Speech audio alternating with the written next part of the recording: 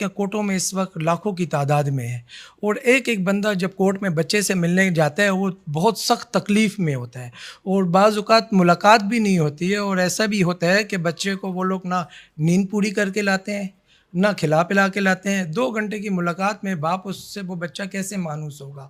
بہت سی چیزیں قریب رکھیں اس کو دور نہ کریں۔ بہت سی چیزیں ہم لے کے جاتے ہیں بچوں کے لیے، لیکن بچہ مانوس ہی نہیں ہوتا ہے۔ وہ چیزیں تو وہ لوگ لے کے چلے جاتے ہیں، لیکن بچوں سے ملاقات کا وہ نہیں دیتے ہیں۔ جب ہم لوگ لگاتے ہیں اپلیکیشن کے عید پہ ملاقات ہو، اگر آرڈر ہو بھی جاتے ہیں تو بعض اوقات تو وہ ایک اگر عید کی ملاقات ہے وہ کم از کم 15,000 سے کم کی نہیں ہوتی ہے۔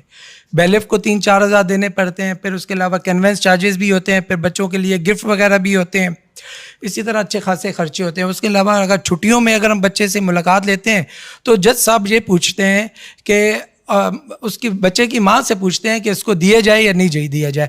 جب ایک گارڈین ہماری جج ہے تو جج کو اختیار ہونا چاہیے کہ وہ بچوں سے ملاقات کرائے۔ باپ کی ماں تو کبھی بھی نہیں چاہے گی بچہ باپ سے مانوس ہو، تو یہ تکلیف میں ہے۔ یہاں پہ جتنے بھی فادر ہیں ان کو میں نے خود روتے ہوئے کورٹوں میں دیکھا ہے، بلکہ میں خود بھی رویا ہوں کورٹ میں، کہ میری 7 مہینے کورٹ میں ملاقات نہیں ہوتی تھی۔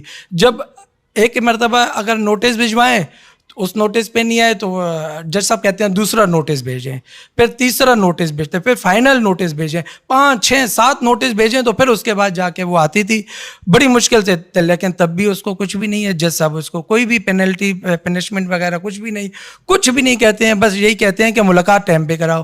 حالانکہ ان کو اگر تھوڑی سی انہیں سزا دی جائے، ان پہ جرمانہ رکھ دیا جائے تو کم از کم باپ سے ملاقات تو ہو، لیکن جج ایسا کبھی بھی نہیں کرتے ہیں۔ وہ اس میں اگر دیکھا جائے تو تکلیف والد کو ہی ہو رہی ہوتی ہے، ماں خوش ہو رہی ہوتی ہے۔